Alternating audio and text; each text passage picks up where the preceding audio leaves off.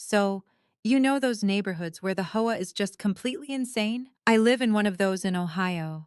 The grass has to be this exact shade of green, and if you have one single dandelion, you can expect a politely worded email by Tuesday. That's basically a threat. I spent most of my Saturday morning just staring at my lawn. I don't know. I just felt like my whole life had become a series of checklists to make sure everything looked perfect from the street. I'm a marketing manager for a logistics firm. Basically, my entire job is brand visibility, which is just a fancy way of saying I make a company that moves crates look like they actually know what they're doing. I spend 40 hours a week polishing a corporate image. It's kind of a joke, because while I spend my days making sure a business is seen, I've spent the last 15 years just blending into the walls at home. Mark is just one of those guys who doesn't even have to try to be the center of attention. He just is. He's a senior partner at his firm, and everything in our house basically orbits around him. For a long time, I was fine with that. I was the one who handled the 401k, the kids' soccer schedules, and that specific Earl Grey tea his mom likes from some boutique shop in London. I told myself that was just what being a partner meant, but lately it's just been exhausting. I remember a few years back, I think it was like Madagusti tried to tell him, I wanted to pivot into freelance consulting. I had a plan, some potential clients, and I was actually excited for the first time in a decade. Mark listened for maybe 3 minutes before he checked his watch and mentioned, we had dinner with the Miller. He didn't even say no, he just started talking about the Miller's new pool. He didn't even realize he'd just completely shut me down. I didn't even fight him on it. I just went to the bedroom and picked out a dress that wouldn't clash with the tablecloth. It's not the kind of tired where you just need a nap. It's much more like a constant drain. I've spent years just tracking his moods so I can make sure everything is fine before he even walks through the door. I just wanted everything to be easy for him. Last Tuesday, I-71 was a total disaster. There was a pileup near the exit, and everything was just dead stopped. I just sat there in my SUV, watching a single drip of condensation go down the side of my iced latte. I stayed there for 20 minutes, just staring at the clock on the dashboard. I didn't want to go to the office, and I really didn't want to go home. I just wanted the traffic to never move, so I didn't have to be a manager or a wife or a mother for a while. I just sat there. When I finally got home, Mark was in the kitchen complaining about some missed conference call. He didn't even look at me. He just asked if I'd remembered to schedule the whack guy for the furnace checkup. I did, I said. Great, make sure they come Friday. I can't have the house freezing if the system glitches again. He just walked out of the room. He didn't ask about my day. I stood there looking at the granite countertops that I spend every Sunday scrubbing. I honestly had this sudden urge to just smash a plate. Not because I was screaming mad, but just to see if the noise would actually make him turn around. I didn't do it, obviously. I just put my bag down and started prepping the salad. It wasn't like one big aha moment. It was just a lot of little things. I started noticing how he assumes the laundry just moves from the washer to the dresser by magic. Or the way he talks over me at dinner parties, finishing my sentences with a version of the story that makes him look smart and me look like, I don't know, an assistant. I guess I just realized I just spent years shaping myself to fit into the gaps of his life. A few days ago, Mark left for a 3-day strategic retreat in Chicago, which is basically just a fancy word for drinking with other partners. He did his usual thing-distracted kiss on the cheek, reminded me to keep an eye on the property taxes. As soon as the garage door closed, the silence in the house was huge, not lonely, just liberating. For the first time in months, I could just breathe. I spent the first day doing nothing. I ordered takeout from a place Mark hates because they use too much garlic. I watched a documentary about deep-sea creatures that he would have called a waste of time. I just felt this strange, cold clarity. On the second day, I decided to clean out the hall closet. It's where everything goes to de-old umbrellas, a broken vacuum part, boxes from the move 5 years ago. I was looking for the spare keys to the shed, but then I got distracted by a pile of old electronics cables. Which, by the way, was a total mess because Mark keeps every single charging cord from every phone has owned since 2012. Some of them are for devices that don't even exist anymore. I spent 10 minutes just untangling this knot of white plastic, and I got really irritated that he couldn't just throw away a piece of obsolete plastic. Anyway, once I cleared the cables, I pushed aside a heavy winter coat he hasn't worn in years. That's when I saw it. It was a small black leather briefcase, tucked way back in the corner behind some old tax documents. It wasn't one of his work bags, those are all high-end Italian leather and polished. This one was plain and kind of scuffed. I stood there for a minute looking at it. I wasn't panicking, I was just curious. Mark is a man of order. He doesn't hide things in the back of closets. Everything has a place. A misplaced bag is weird, and weird usually means something.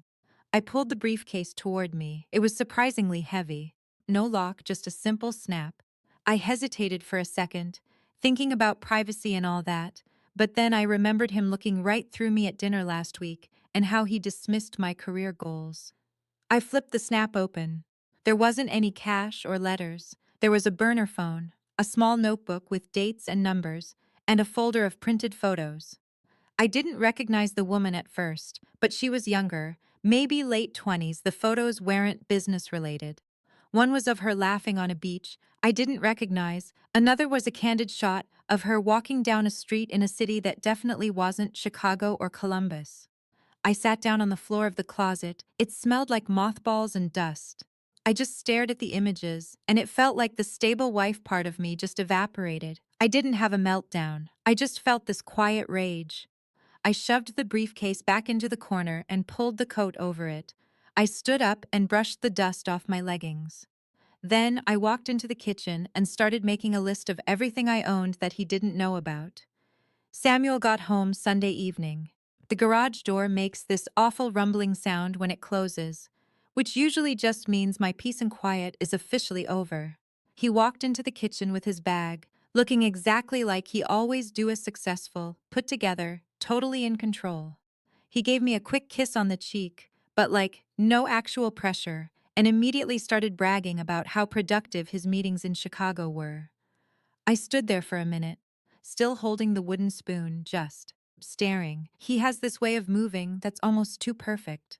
He didn't look like a guy who kept a beat-up leather briefcase hidden in the back of a hall closet behind some old electronics. He looked like he'd never lied in his life. Or maybe he just believes his own stories by now. "Did you get the vac guy scheduled for Friday?" he asked. He didn't even look at me while he poured some sparkling water. "I did," I said. I sounded flat. I wondered if he even noticed. "Good. I don't want the heat to go out during the first cold snap. The Millers had their furnace crash last year and had to stay at a hotel for 3 days. Total disaster." I didn't say anything for a second. I just looked at the back of his head. "How was Chicago, Samuel?" He paused with the glass halfway to his mouth. He turned around and gave me this little confused smile.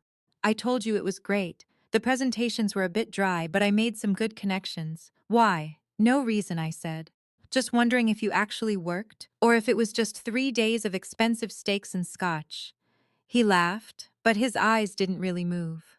Always the skeptic. "You're sounding a bit tense, Scarlett. Are you okay? Maybe you're just burnt out. I keep telling you you should take some vacation days." That voice. That gentle, condescending, concerned husband voice. I hated it.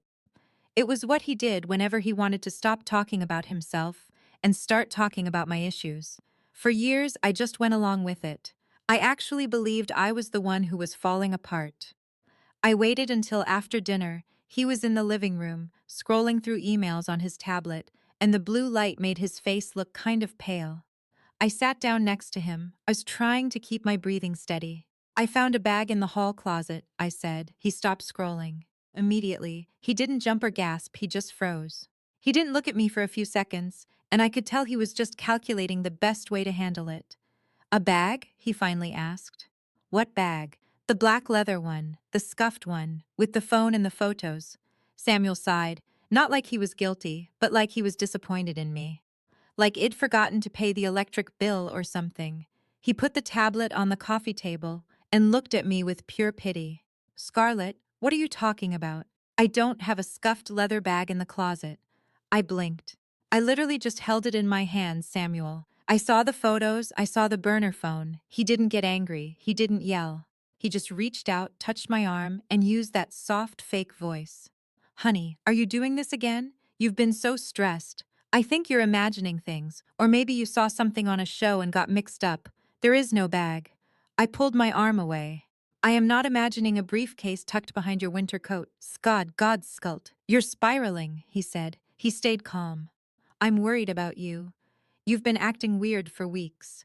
First that thing with the freelance consulting, and now this fixation on a bag that doesn't exist. It's starting to worry me.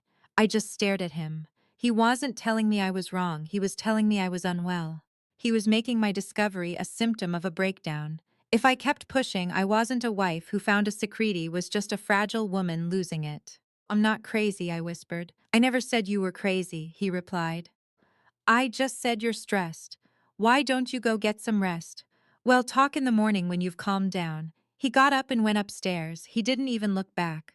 He'd won because he shifted the whole thing from his secrets to my sanity. I sat there for a long time listening to him get ready for bed. I just felt this cold knot in my stomach. Monday morning, Samuel was already gone. He left a note on the counter. Dinner at 7 with the partners. Don't wait up if you're feeling tired. I wasn't tired. I felt awake for the first time in 10 years. I went straight to his office. Samuel is obsessive about passwords, but he's arrogant. I looked around his desk and found a small sticky note tucked under the edge of his keyboard. It had a string of numbers and a word. He probably thought it was hidden enough. I spent the next 3 hours in his leather chair, typing in combinations. It took a few changed one recently, but I eventually got in. I didn't look for more photos or messages. I went straight to the money. Samuel handles most of our investments. He always told me the 401k was diversified and the savings were low risk. I trusted him because he's the finance guy, and honestly, it was just easier than learning how to read a balance sheet. But as I scrolled, the numbers didn't add up. There were these large transfers going to an account I didn't recognize at a credit union in another state. It happened every second Tuesday of the month for the last 3 years. I started digging into the emails. There was a woman named Alina. The photos from the bag weren't just some fling, it was a whole life. He was paying for an apartment. He was paying for travel. He was basically funding a second existence. Then I found the name Samuel Robinson linked to a shell company in Delaware. He was funneling money from his firm's consulting fees into this company, and then into Alina's account. He wasn't just cheating, he was stealing from his own partners. I sat back in the chair, the EC was humming. I felt detached. I wasn't even heartbroken. I guess the heartbreak happened in slow motion over the last 15 years, one ignored conversation at a time. I was just curious. I wanted to know the exact dollar amount of what he'd done. I spent the afternoon copying files to a thumb drive, screenshots of transfers, emails, the Delaware registration. I was methodical. I used the same skills I use at my job to make sure the evidence was undeniable. I heard his car pull in around 7:30. He'd canceled dinner. I walked out of the office and met him in the hallway. He looked tired, tie loosened, expression neutral. He smiled at Matt, that same pitying smile from the night before. Feeling better, Scarlett? Did you get some sleep? I didn't answer. I just looked at him and realized he didn't even see me. He saw a role. The stable wife who keeps the house running and schedules the whack. He didn't realize I wasn't playing that part anymore. I'm feeling great, Samuel, I said. Good, I'm glad. I think we should really look into a therapist for you. Just to help with the stress, I can handle the insurance paperwork. I almost laughed. The fact that he offered to handle the paperwork for my mental collapse was almost impressive. He was still playing the game. That sounds like a wonderful idea, I said. I walked past him into the kitchen to start the coffee. While the water was heating up, I realized I didn't want a divorce, not yet. That's too clean. I wanted him to feel what I'd felt for 15 years. I wanted him to realize that while he was building his secret world, he'd left himself wide open. I wanted him to wake up and realize that the person he thought was just part of the background had been taking notes. I put the thumb drive in my pocket and started prepping the salad for dinner. I sat there looking at him, and I realized I don't even know who this man is. I'm terrified, but am not stopping. Tuesday started out like any other day. One of those mornings where the neighborhood looks perfect but it's actually just boring. I got up at 6 pint, made coffee, and listened to my neighbor's leaf blower. Samuel came down around 6:45 in one of those expensive ties. I was thinking about the thumb drive in my pocket and those screenshots. I was actually shivering, but he didn't notice. To him, I'm the person who makes the coffee and knows where his cufflinks are. Got a late meeting, he said, looking at his phone. Don't worry about dinner, I'll grab something at the office. Okay, I said. My voice sounded flat. He stopped and looked at me. He had that look, the one where Hez checking to see if Im's spiraling again. I gave him a fake smile. I've gotten really good at that over the last 10 years. Just nodding until they stopped talking. He told me I seemed better and that the rest did me some good. He kissed my cheek, like he was checking something off a list. I watched him walk out, heard the garage door close, and then poured the rest of my coffee down the sink. I couldn't drink it. Once he was gone, I went into his office. I didn't even sneak. I handled the taxes, the insurance, the repairs, the whole calendar. He basically lives here like a guest who pays the mortgage. I sat in his chair and opened the laptop. I had the drive, but I wanted to see if there was more. I work in marketing, so I wanted to see the gap between the family man he pretends to be and what was actually happening. I started digging into this shell company in Delaware. After a couple of hours of clicking through registration papers and bank transfers, I saw it wasn't just money for a mistress. He was siphoning consulting fees from his firm into a private account. He was stealing from his own company. The amount was huge. I wasn't even shocked. I actually kind of respected how arrogant he was to think he wouldn't get caught. He really thought he was the only person in the room with a brain. Then I looked for Alina. I found her socials after a while. She didn't use her real name on everything, but I had the email from the burner phone, so I tracked her down. She's 27. Wants to be an interior designer. She has a condo 3 hours away that Samuel paid for in full. The photos were the worst. Not because she's prettish is, in a polished way, but because of how he looked at her. In our photos, Samuel is always the center of attention, laughing or owning the room. But with her, he actually looked like he was listening. There was this one photo at a bistro where he's leaning forward, staring at her. I remember our 7th year when I tried to tell him about this book on consumer psychology. I was excited, thinking we could use the theories for his business. He just nodded, but I could tell he was thinking about his email. He patted my hand and told me it sounded cute. Looking at those photos, I realized he didn't hate my ambitions. He just didn't care that they came from me. He wanted someone who reflected him back to himself. Alina wasn't a partner, she was something he bought. I was looking for the lease agreement in a folder, but the desk drawer got stuck. I spent 5 minutes tugging at it, getting annoyed because it was jammed halfway. I ended up on the floor with a butter knife from the kitchen, trying to push the glide back into place. I thought it was funny that he spent thousands on a mahogany desk, but the hardware was failing because he stuffed it with trophies and old manuals. I finally got it to snap back with a loud crack. Then I remembered my husband is a thief.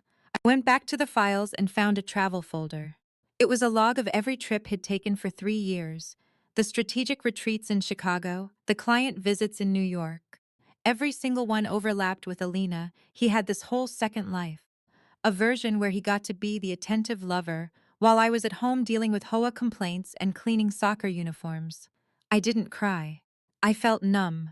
I thought about all the times I felt something was off, but he'd convinced me I was just stressed or burnt out. Like those dinner parties where he'd talk over me and I'd smile, so the evening would be easy for him. I wasn't a wife to him. I was the one who did the boring, messy parts of life so he could be the star in both worlds. He didn't love me, and he didn't even really love Alina. He just loved how we both served him. I gave him stability, she gave him an ego boost. I sat there in the silence with the ache humming. I made a spreadsheet using the software I use for budgets at work. Column A was our joint assets. Column B was the money he'd siphoned off. Column C was what he spent on Alina. I wanted to see the exact number. As I typed, I started to feel some power. For 15 years, Samuel had all the cards because he had all the information. He knew where the money was and the passwords. He used that to keep me feeling uncertain, like I was the unstable one. But now I had it, the bank statements, the shell company, the emails. I had everything. I spent the rest of the afternoon looking up embezzlement laws in Ohio. I didn't call a lawyer yet. I didn't want him to see a dip in his confidence. I wanted him to keep thinking I was the stressed wife who needed a therapist. I wanted him to feel safe. Around 4, I went to the store. I didn't need anything. I just wanted to be out of the house.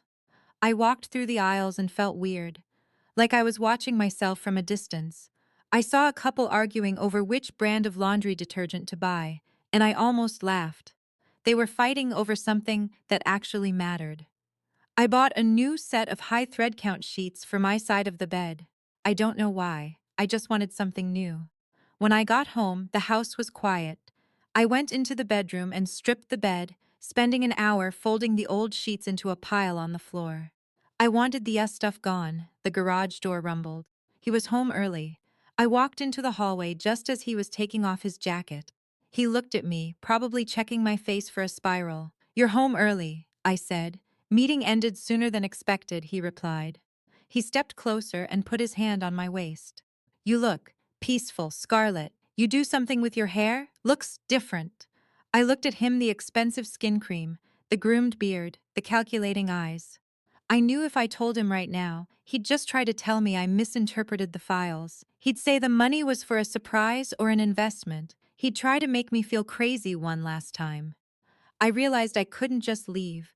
A divorce would be a relief, but it wouldn't be enough. He'd spent years messing with my head and stealing my time. "No," I said, leaning into him. "I just had a very productive day." "That's good," he said. He sounded pleased. "I'm glad you're getting your spark back. Maybe we can actually go to the Miller's party this weekend without you feeling overwhelmed." I smiled. It was the first honest smile I'd given him in years. "Because I wasn't doing it for him, I'd love to go," I said. "Should be fun." He kissed me and went to shower. I stood in the hallway, listening to the water run, and thought about the thumb drive in my pocket. I thought about Elena's condo and the shell company. I went into the kitchen and started prepping a salad. I chopped the cucumbers and tomatoes really carefully. I wasn't sad anymore. I'm sitting in my car writing this, because I can't stand to be in the house with him. I have the files. I have everything I need. Now I have to figure out how to ruin his life without losing everything. Throwaway account for obvious reasons. I can't believe actually typing this, but I need to tell someone. So it's Wednesday morning. I'm standing in my robe listening to the sprinklers. I've always hated that clicking sound they make. I was looking at the lawns and wondering if any of the other wives on the street had thumb drives hidden in their jewelry boxes. Probably not. They were mostly just fighting with the Hoa about what shade of beige they could paint their fences. Samuel was in the bathroom, humming some song from the radio. He was in a great mood, actually whistling while he shaved. I leaned against the door and smiled. He looked at me in the mirror and said, "You're acting normal today." "It's nice," I told him. I realized some things weren't worth stressing over. He beamed at me. He figured he'd finally gotten me to shut up and accept things. He'd spent the last few days calling me crazy and telling me I was overreacting, and he believed he'd reset the rules of the marriage. He figured I'd accepted that I was the unstable one and he was the rock. It was almost funny how easy it was to let him believe that. As soon as he left for work, I got moving. I skipped the gym and laundry. I drove 40 minutes east. Wait, was it 50? No, 40, to this boring office building in a town where nobody knew me. Heidi spent the night before looking for lawyers who did high-conflict asset recovery. Basically, she gets money back from husbands who steal from their firms and their wives. The lawyer was named Diane. She was around 60, wearing a gray suit that probably cost more than my first car. She didn't do the "how are you feeling" thing or offer me tea. She looked at the printouts and the screenshots on my laptop. She told me, in this raspy voice, that this wasn't just a divorce. She called it a forensic accounting nightmare. Apparently, Samuel hadn't just been cheating, he was committing corporate fraud. She warned me that if the firm found out before we filed, he might end up in handcuffs before I ever saw a settlement. I told her I didn't want him in handcuffs yet. I wanted everything, the house, the 401k, and whatever was left in that account, in Delaware. Diane explained that since he was siphoning money, he was dissipating marital assets. She said in Ohio, the court could make him pay that back to the estate. But the real leverage was the embezzlement. If he knew I had the records of the fraud, he'd be terrified of losing his career. He'd probably sign over whatever I wanted to keep me quiet. I asked how to do it without him knowing I was there. Slowly, she said. She told me to keep playing the happy, stable wife. Don't change how I spend money. Don't mention the lawyer. Let him feel safe, because that's when people get careless. She said she'd start the filings, but we wouldn't serve him until we tracked every cent. I left her office feeling clear. I stopped at Target on the way home because I was out of dish soap. I spent 10 minutes in the cleaning aisle, looking at the brands, and then grabbed the cheapest one and left. When I got home, there was a note from the Hoa on my door. My hydrangea bushes were too long and were hitting the sidewalk. I looked at the paper for a while. 2 years ago, I would have spent my whole afternoon pruning them, so the neighbors wouldn't think we were letting things go now. I crumpled it up and threw it in the trash. The rest of the week was acting. I made his favorite dinners. I listened to him talk about his vision for the company. I even laughed at his jokes. They weren't funny, they were just the kind of jokes people tell when they want to seem like the smartest person in the room. I started noticing things I'd ignored for years. Like how he never actually asked about my day. He'd ask if I'd called the pest control guy. Or how he used we when he did something great, but used you whenever something went wrong. Sometime in Augusta, maybe late July, we had dinner with the Millers. Typical suburban power couple. Greg was a VP, Sarah ran the garden club. Their house looked like a furniture catalog. Samuel was really leaning into it. He spent the whole night explaining Delaware tax laws to Greg, while Sarah just nodded along. While he was talking, I noticed a tiny sticky smudge on the rim of my wine glass. It was incredibly annoying. I spent a good 5 minutes trying to rub it off with my thumb, but it just smeared, and I started wondering if Sarah ever actually washed her glassware or if she just rinsed them in cold water. It was a ridiculous thing to focus on, but I couldn't stop thinking about it. At one point, Samuel reached over, patted my hand, and said, "Scarlett has been such a help lately. She's finally chilled out. It's wonderful to see her so relaxed."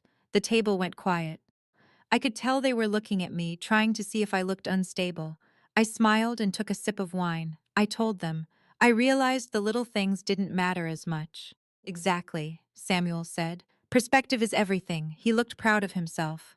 He thought he'd fixed me. He had no idea I was sitting there figuring out how much his ruins were worth. After dinner, while Samuel and Greg were in the kitchen, I went onto the patio for some air. I felt exhausted from pretending to be this person for 15 years. I looked at all the houses in the cul-de-sac with their glowing windows and perfect hedges, and it felt disgusting. I went back inside and opened the junk drawer to see if there were coasters. The drawer was a disaster: old menus, dead batteries, rubber bands. I spent 5 minutes sorting the AAs from the AAs because it was annoying that he just threw them in there, like, who does that?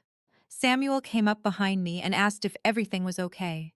I told him I was just tidying up and snapped the drawer shut. He kissed my temple and called me a wonder.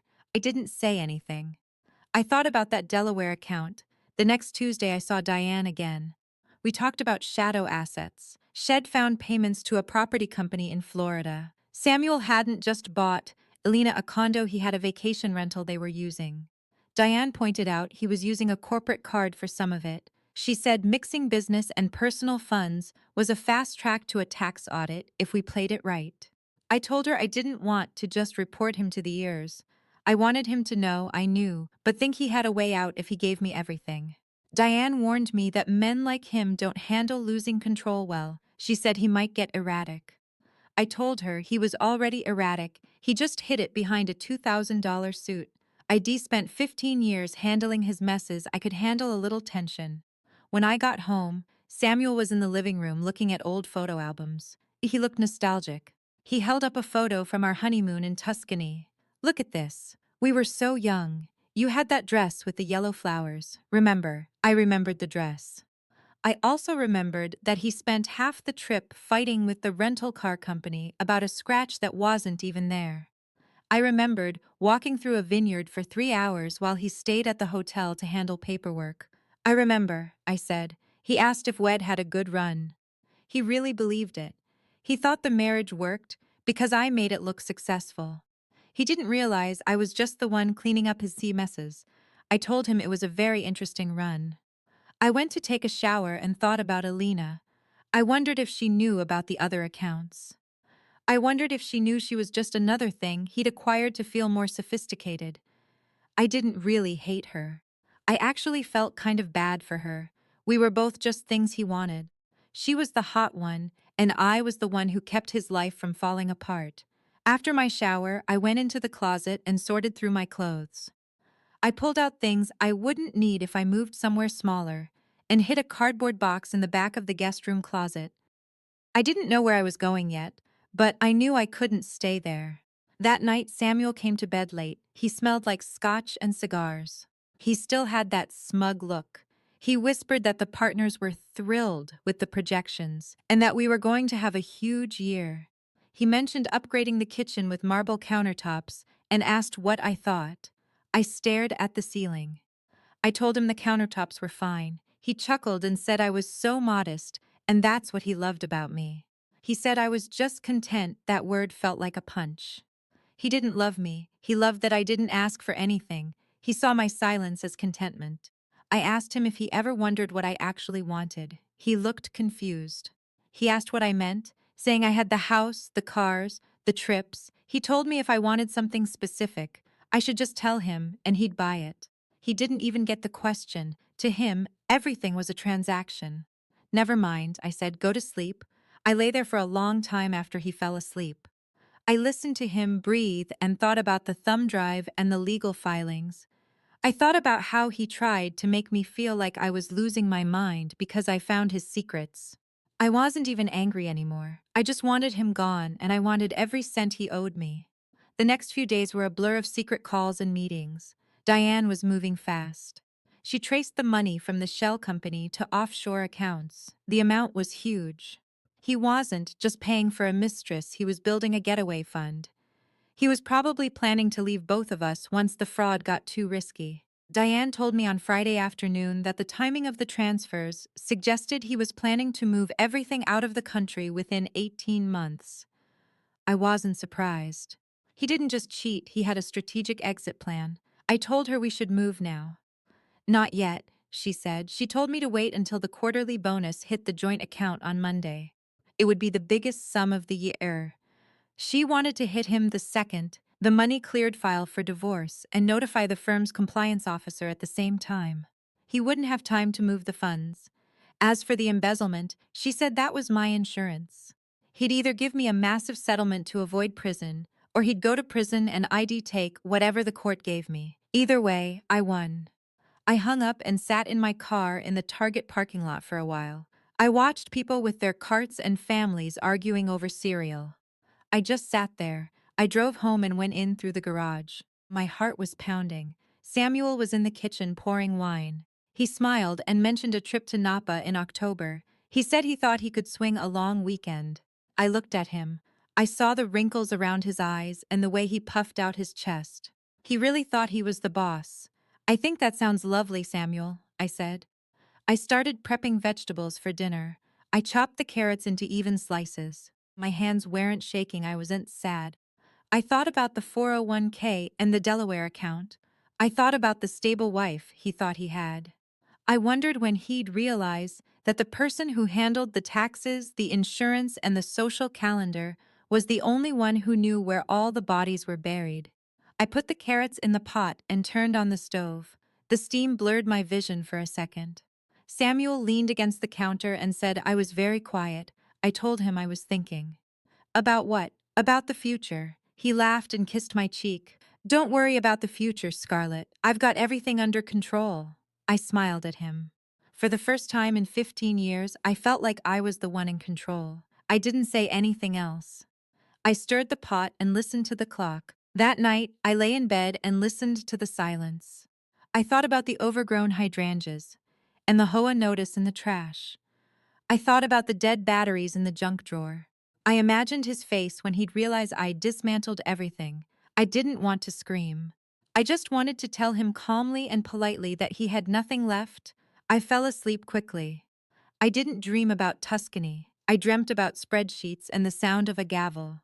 It was the best sleep it had in years. Sunday was normal. We went to a brunch spot where we knew the owners. We talked about the weather and school board elections. Samuel was even more affectionate than usual, probably because he knew that bonus was hitting on Monday. I watched him talk and I felt kind of sorry for him.